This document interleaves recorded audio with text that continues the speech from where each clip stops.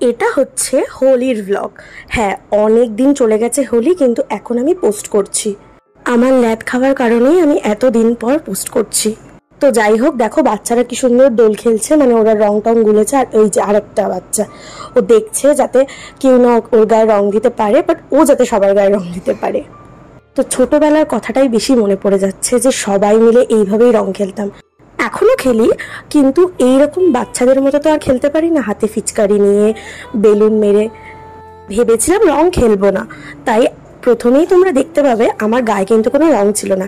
কিন্তু সেটা কি আবার হতে পারে যে আমি রং খেলবো না? বেরোতে না বেরোতেই আমার বন্ধুটা আমাকে পুরো ভূত করে দিল।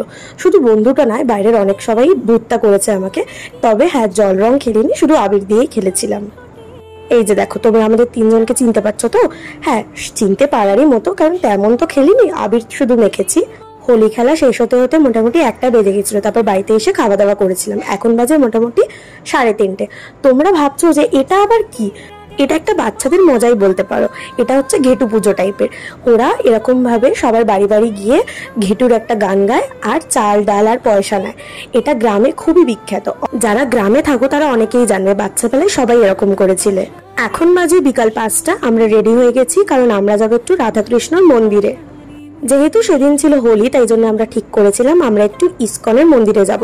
আমার মামার বাড়ির এখানে একটা নতুন ইসকনের মন্দির হয়েছে, তো সেখানেই যাওয়ার জন্য সবাই মিলে রেডি হয়েছিলাম। এই যে আমাদের টোটো চলে এসছে, তো টোটো করে সবাই মিলে যাব। তবে টোটোতে সবার ধরবে না, আমার একটা ভাই, আমার মামা আর একটা আমার বোন বাইকে করে যাচ্ছে, আর বাকি সবাই টোটোতে ধরে গেছি। সবাই মজা করতে করতে যাচ্ছিলাম। আর এখানে দেখো, আমার একটা ভাই ঘুমিয়েই পড়েছে। এটা হচ্ছে আমার ছোট ভাই, মানে আমার ছোট মামার ছেলে। কথা বলতে বলতে চলেও এসেছি মন্দিরে। ভেতরে এতটা পরিমাণে ভিড় হয়েছিল, যেহেতু ছিল দোল, তো সবাই এসছিল মনে হয়। আমাদের ঢুকতে ঢুকতেই 1 ঘন্টা পেরিয়ে গেছিল। এই দেখো, ভীষণ সুন্দর ছিল মন্দিরটা। তোমাদেরকে ভেতরটাও দেখাবো, পুরো ভিডিওটা দেখতে থাকো। সাক্ষী থাকুক বাদর ময়ূর উলুধ্বনির খেলা, সাক্ষী থাকুক পাতার পুরুত। এই মন্দিরটায় আমি কখনো আসিনি, তবে আমার মাইমারা নাকি এসেছিল, বলছিল অনেকবার। আমি বায়নাই করেছিলাম যে সবাই মিলে চলো একটু ঘুরতে যাই হোলির দিনকে, তো তাই জন্যই সবাই মিলে আসা আর কি।